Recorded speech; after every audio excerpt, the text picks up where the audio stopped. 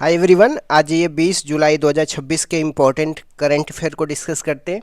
So let's get started without any further delay. प्रश्न संख्या 1 से स्टार्ट करते हैं। भारत ने यूएन सिक्योरिटी काउंसिल की गैर अस्थायी सीट 2028-29 के लिए कौन सा अभियान शुरू किया है? तो शांति अभियान शुरू किया है। जब हम बात करते हैं गैर अस्थायी सीट की, तो यूएन में दो सीट होते हैं, एक तो परमानेंट होते हैं और दूसरा नॉन परमानेंट होते हैं। नॉन परमानेंट जो होता है 2 वर्ष के लिए होता है, और जो परमानेंट होते हैं वो हमेशा के लिए है, और इसमें 5 देश शामिल है: US, UK, Russia, China, France हो गया।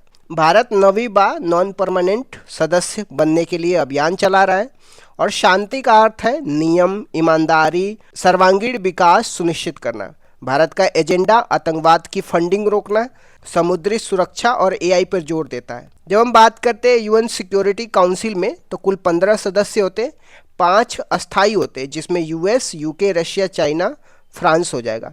10 अस्थायी मेंबर होते हैं और यह इनका कार्यकाल 2 वर्षों के लिए होता है, तो ये भी आपको ध्यान में रखना है। नेक्स्ट क्वेश्चन में आते हैं बहुराष्ट्रीय अभ्यास पिच ब्लैक 2026 की मेजबान कौन सा देश कर रहा है? तो ऑस्ट्रेलिया कर रहा है।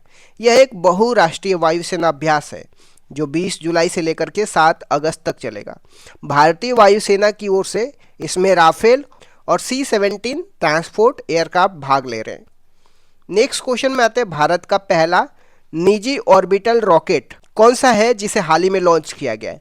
तो विक्रम फर्स्ट जो है भारत का पहला प्राइवेट ऑर्बिटल रॉकेट है। इसे हैदराबाद स्थित स्टार्टअप स्काई रूट एयरस्पेस ने विकसित किया है। तो विक्रम 1 जो है भारत का पहला प्राइवेट ऑर्बिटल रॉकेट है और इसको स्काई रूट एरोस्पेस द्वारा विकसित किया गया है।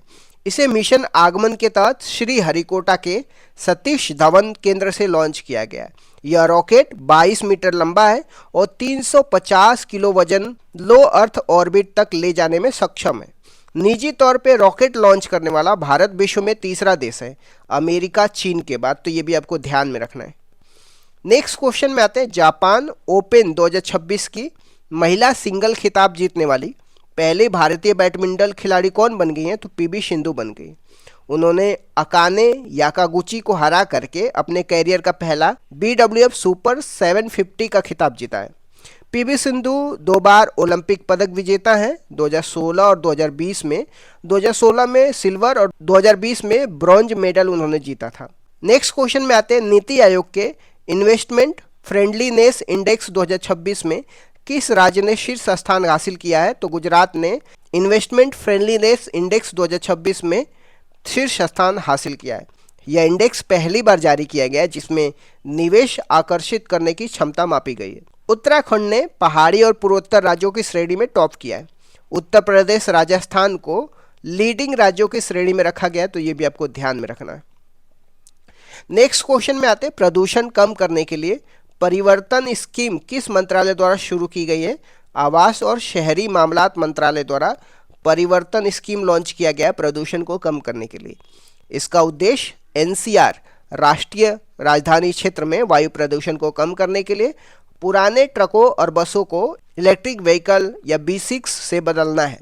इसके लिए 9,585 करोड़ का बजट मंजूर किया गया है, तो ये भी आपको ध्यान में रखना है। नेक्स्ट क्वेश्चन में आते हैं 72वें राष्ट्रीय फिल्म पुरस्कारों में किस फिल्म को सर्वश्रेष्ठ फीचर फिल्म का पुरस्कार मिला है? तो आर्टिकल 370 यह मूवी है और यह 72वें राष्ट्रीय फिल्म पुरस्कारों में सर्वश्रेष्ठ फीचर फिल्म का पुरस्कार जीता है। इसमें अभिनेत्री की बात करते हैं तो यामी गौतम है, और इसमें सर्वश्रेष्ठ अभिनेता की बात करते हैं तो कार्तिक आर्यन है। चंदू चैंपियंस के लिए इनको मिला है और अमूटी भ्रम युगम के लिए मिला है। सर्वश्रेष्ठ लोकप्रिय फिल्म की बात करते हैं तो काल्की तेलुगु को मिला है। सर्वश्रेष्ठ हिंदी फिल्म का अवार्ड श्रीकांत को मिला है, तो ये भी आपको ध्यान में रखना है। नेक्स्ट क्वेश्चन में आते हैं कानून और न्याय मंत्रालय द्वारा लॉन्च किए गए EVSP पोर्टल का उद्देश्य क्या है? या कानूनी प्रकाशकों तक डिजिटल पहुंच सुनिश्चित करना इसका लक्ष्य है। इसका पूर्ण रूप इलेक्ट्रॉनिक विधि साहित्य प्रकाशन है। इससे कानून की किताबें, जर्नल्स ऑनलाइन फॉर्मेट में आसानी से उपलब्ध हो सकेंगे। नेक्स्ट क्वेश्चन में आते हैं भारत का पहला AI integrated vertical university campus कहाँ पे उद्घाटित किया गया है? तो चेन्नई तमिलनाडु में भारत का पहला AI integrated vertical university campus उद्घाटित किया गया है। यह जोहो कोऑपरेशन द्वारा विकसित किया गया है, जो पूरी तरह से वर्टिकल वास्तुकला पर आधारित है, तो ये भी आपको ध्यान में रखना है। नेक्स्ट क्वेश्चन में आते हैं, अमृत भारत योजना के तहत प्रधानमंत्री मोदी ने 75 विकसित रेलवे स्टेशन का उद्घाटन कहाँ से किया है? तो जालंधर पंजाब से किया है। इस योजना का लक्ष्य देश भर में 1340 स्टेशनों का कायाकल्प करना है। इसी दौरान कठुआ रेलवे स्टेशन का नाम बदल करके captain Sunil Chaudhary Kathua railway station कर दिया गया, तो ये भी आपको ध्यान में रखना है।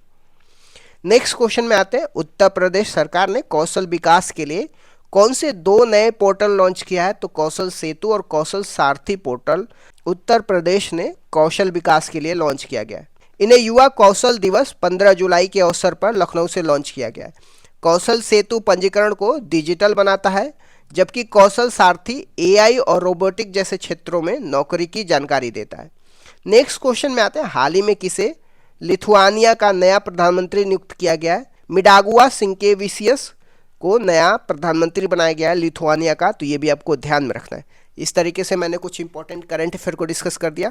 Thank you so much guys, keep loving, keep supporting, bye bye, see you.